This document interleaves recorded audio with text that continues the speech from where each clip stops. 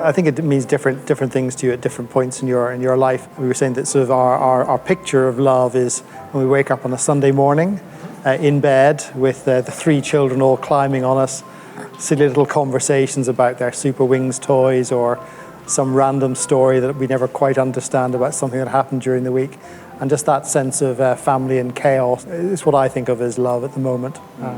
Prior to this, there's a period of life where you're chasing your career and hopefully you find something that you really love doing, and there's a strong love there. Before I met the obviously perfect man, I think in every phase you do have a different version, and right now we've got a very cozy family version. But I think it's also about finding the right person, the right combination for you, and that's sort of, so I guess before we had kids, when we met, obviously we'd known each other for a while, and then we got together, and that was the perfect partnership, the perfect unit.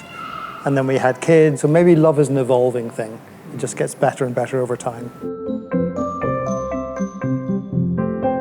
We wanted to get married because it became legal in the UK, that we loved each other, we were going to spend our lives together. Whether it's marriage or civil partnership, it's also about equality. It's about having the same rights. So beyond the sort of the love fact, going forward, this other person has the same rights, for your medical treatment, to inherit, you can do things together like any other couple would. So I think marriage has two aspects to it. One is, and I think if you're a heterosexual couple, it's very straightforward. It's just about, a commitment. I think if you're a same-sex couple, it's both about the commitment, but it's also about achieving that same level of treatment for your partner and for your family that you would were you heterosexual. Even in open liberal California as a child, I never thought I'd be able to get married. I recognized that I was gay quite young, and so I just sort of put the idea of marriage in a box, that it's a nice thing for other people, not for me. It's not legal, it's not okay, it's not going to happen.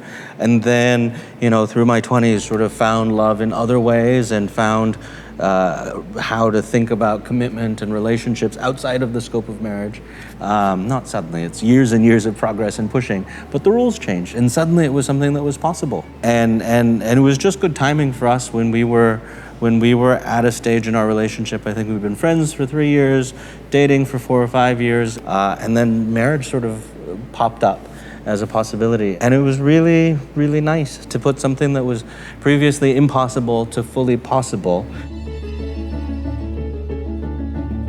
The wedding day was, it was very special, obviously, because, as you probably know, we got married at the British ambassador's residence, so his house in Beijing, because we had to get married on British territory, so under UK law. It wasn't a big event, but we wanted our friends there and some of our family.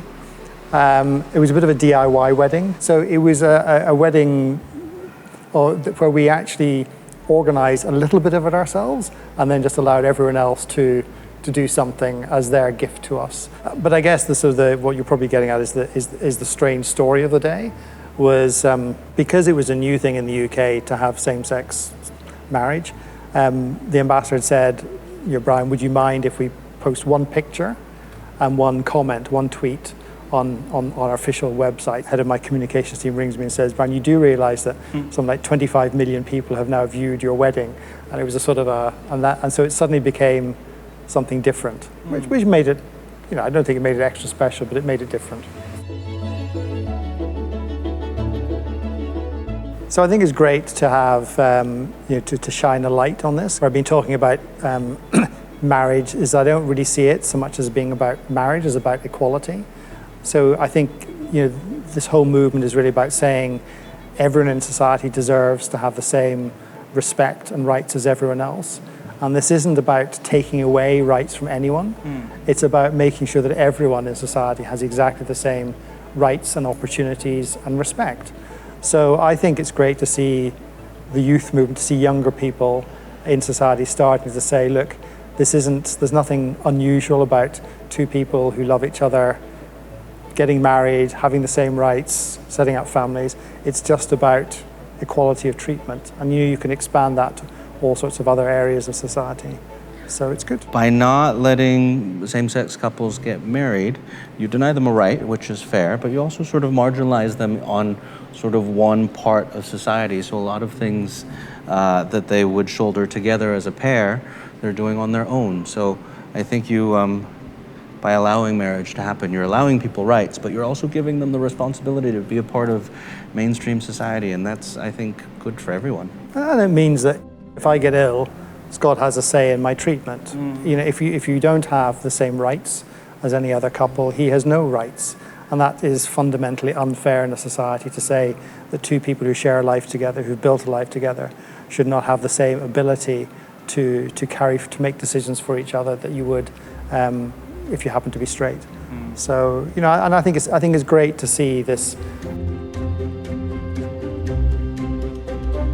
So I think it's great to see the next generation of influencers in Thai society, the people who are going to sort of create the society for Thailand's future, the wealth of Thailand's future, are taking an interest in the issues of the day. They're talking about things that matter to them, in this case about, you know, treating everybody equally with respect to make sure that nobody, you know, everyone has the right to be treated you know, without discrimination, without fear of persecution or ridicule or shaming. And I think it's great that this next generation of Thai movers and shakers are looking at these issues and starting to talk about them, to raise awareness. And I hope to reassure everyone in society that, you know, it's not going to make life worse for anyone by giving everyone the same rights as everyone else. Do you want to say who you are? Say, my name is Esme. How many names have you got, Wei Wei? Yeah, you're also Elliot. What else are you called? Wei Wei. Yeah. What else? Byron. Yeah. How old are you, Esme? How old are you now? 3. Yeah, she's 3. How old are you, Wei Wei? 4. How old is How baby old is Eric? baby Eric? 1. Well, and I think maybe even more exciting than the idea of getting married was the idea of having children and having a family. You know, were we ready to be parents? And in fact, it was really just before we got married. We really want this, and we were both in the right place to do it. So that's when we really sort of started. And having dithered and sort of thought it through for a couple of years, because Scotty is so efficient, the minute we decided we were going to do it, it was suddenly bang, bang, bang. And, you know, 4.5 years later, 5 years later, we have 3 children. Fantastic. So I think the reality of family life changes quite dramatically after you have children, but it's pretty chaotic. So I guess because we both come from, you know, from family environments, and I have one brother, but I have lots of cousins, some nephews, some godchildren. I think we had a very good idea of what a big family felt like. But family is amazing, and you know, every day obviously there's a different element as the kids grow up, and there's different challenges. You know, when they're born, they're very small. Then they start to chat and have their own ideas, and they go to school. And in some very sad cases, thankfully not my family, not Brian's family, but people that come out as LGBT and are very open about it, sometimes their family is not happy with them, their birth families. And so they have to find another support system, another group of people that love and care about them and want to support them. We're really lucky. We've been able to have our chosen family of people that we love, and this community of people that support us and have helped us have children. And then we have a very traditional family as well, of 3 kids, 2 parents, a dog. So I think the definitions continue to shift. And sometimes they shift back to a very traditional definition as well.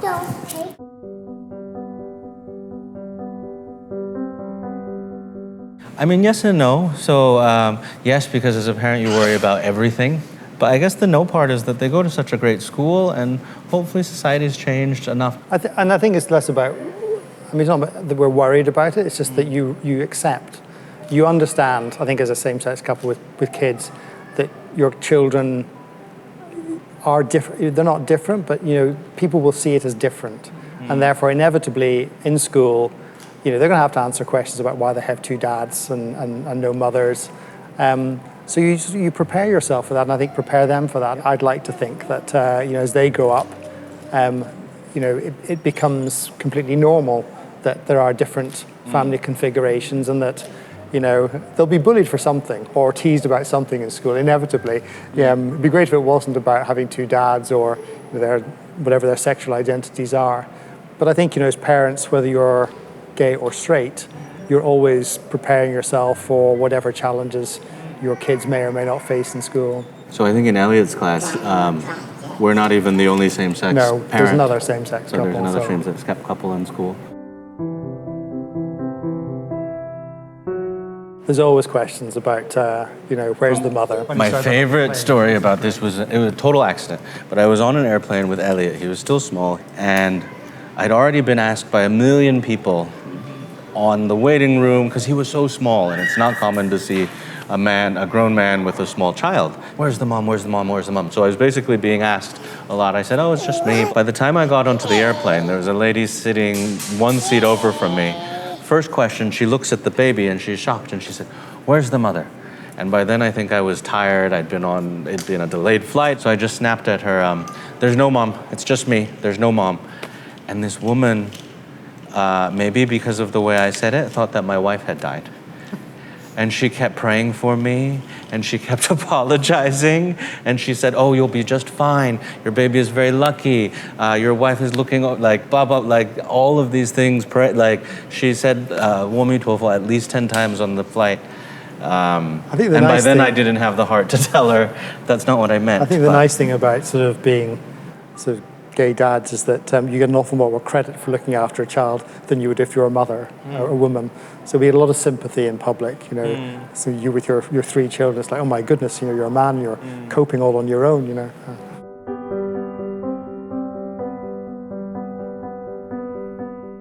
So there are actually some books, mostly I guess out of California and some out of Europe.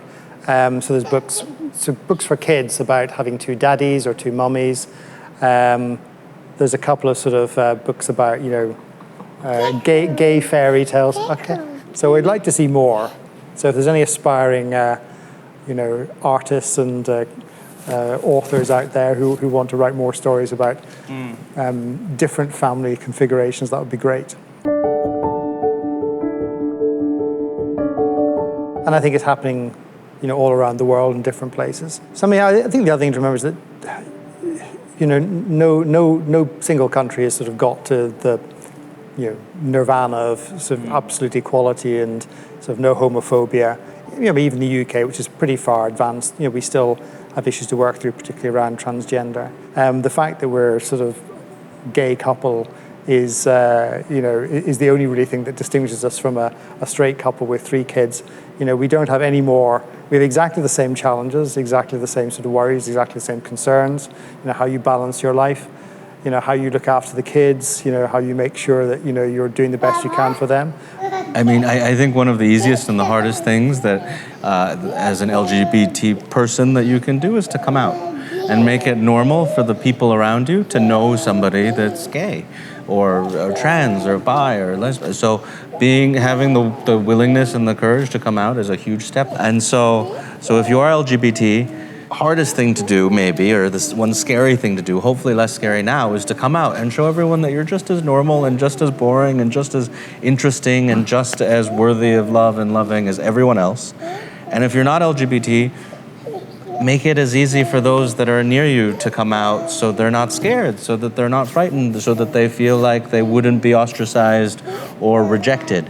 So if someone near you comes out, tell them, I love that about you, and then move on. It's not their only characteristic. I think that equality hopefully becomes a little bit more widespread, not just LGBT gender equality, but income inequality. I hope that people are given more opportunities to thrive and be supported. I hope that the future is just a less scary place for everyone, that people feel open to come out, and those that see someone come out sort of think of it as no big deal and make them feel supported. I'd hope that, in the future, we're not having these interviews just because we're a same-sex couple, Elliot, darling, please, that it's so normal and so accepted that you have different families, different configurations, that our kids go to school and they, it's not really an issue, what sort of parents they have or what their sexual identity is. I think that would be a great future, respect for each other and an acceptance that, we share the same space and we should have the same rights and the same opportunities to be ourselves and develop our potential to its full. Be a bit braver, be brave. It'll be an exciting journey, whatever you decide it is, whether it's with or without children. But if you want it, go for it. And be role models yourself.